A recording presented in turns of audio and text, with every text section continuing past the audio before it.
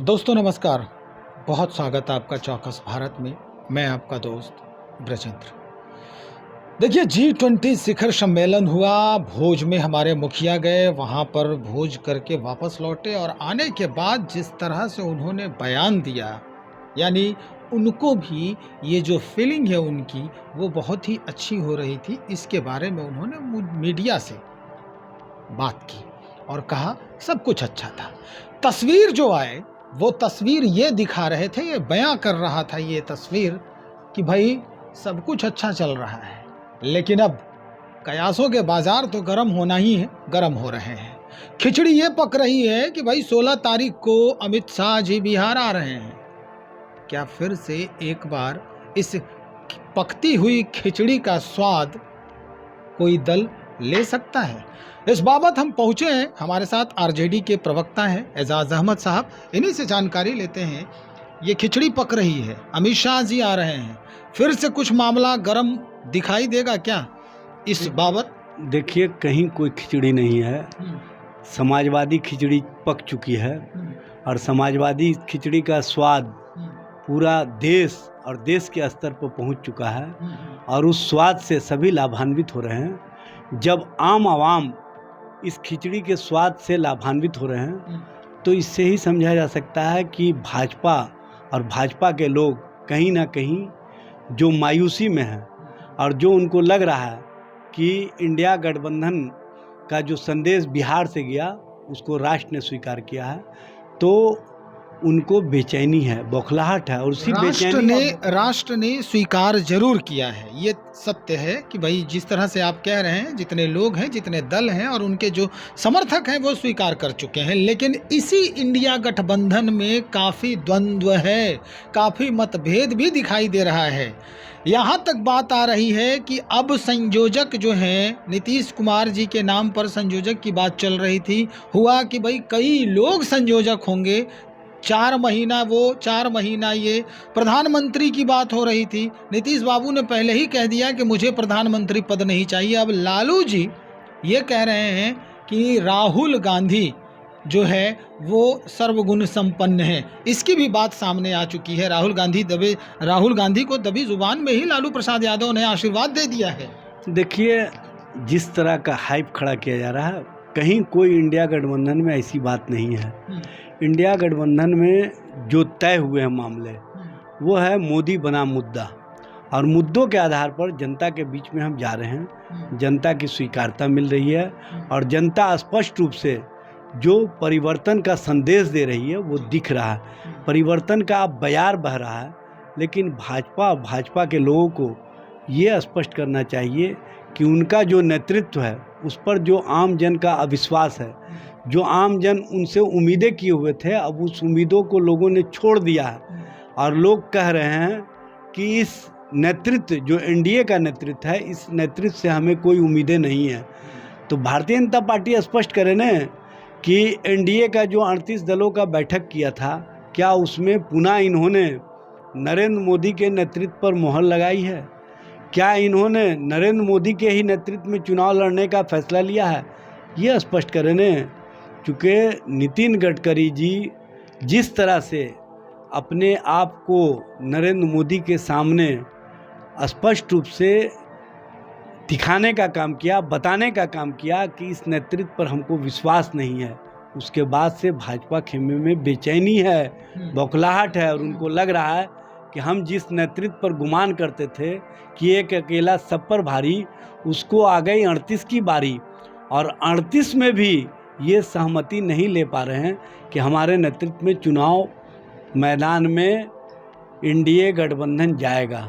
NDA पूरी तरह से बिखर चुका है, एनडीए का सोच बिखर चुका है और भारतीय जनता पार्टी के अंदर जो अंतर्द्वंद की स्थिति है वो आने वाले 1-2 महीना में स्पष्ट रूप से सामने दिखेगी।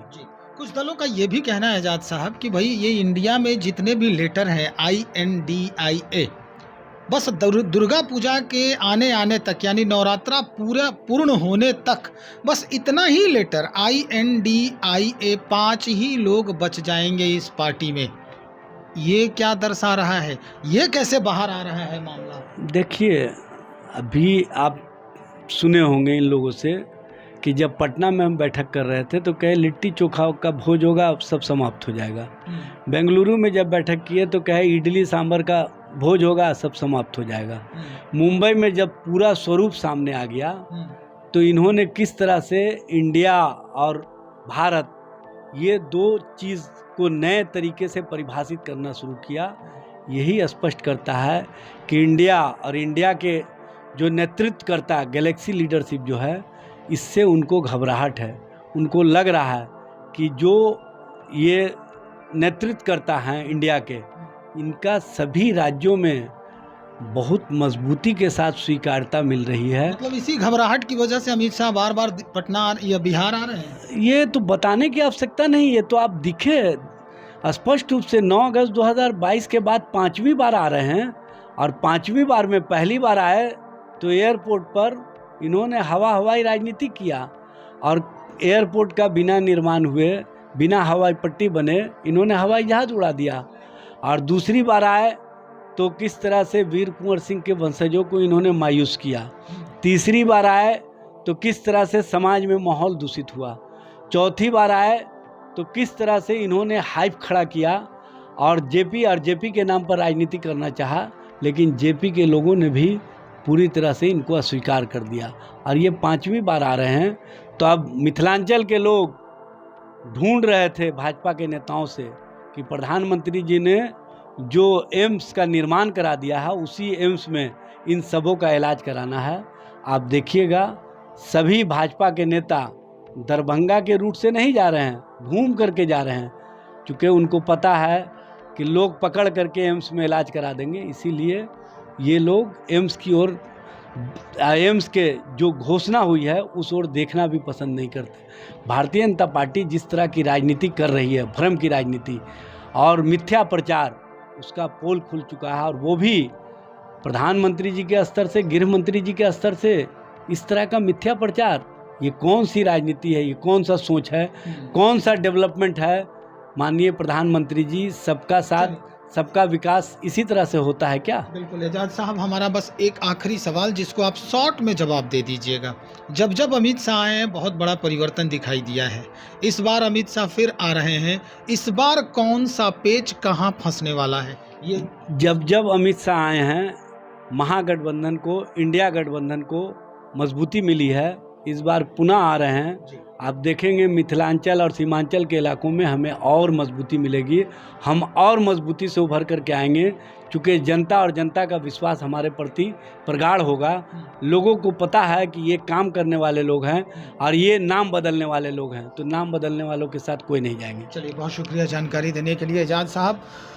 आरजेडी के प्रबुद्ध प्रवक्ता हैं और इन्होंने जिस तरह से जवाब दिया है अमित शाह जी के आगमन के ऊपर और वो उस तस्वीर के ऊपर जो G20 के शिखर सम्मेलन के भोज में दिखाई दिया, जिसमें हमारे राज्य के मुखिया नीतीश कुमार भी मुस्कुराते हुए नजर आ रहे थे। उसके बाद कयासों के दौर हुए शुरू और उस दौर के बाद जो बातें सामने आ रही कि भाई खिचड़ी पक रही है अंदर ही अंदर, और इस बार अमित शाह आ रहे हैं तो इस खिचड़ी का पूरा जो राजनीतिक महकमा है वो रसास्वादन करने वाला है। लेकिन एजाज साहब ने स्पष्ट कर दिया है कि ये बड़ी मुश्किल जो राह है उसमें ये चलना बड़ा ही मुश्किल साबित हो सकता है। बहरहाल हम देखते हैं, इंतज़ार करेंगे 16 तारीख का, और उसके बाद जैसे ही अमित शाह जी यहाँ आएंगे क्या कुछ परिवर्तन होता है हम आपको बताएंगे, दिखाएंगे भी। बहुत शुक्रिया आपका।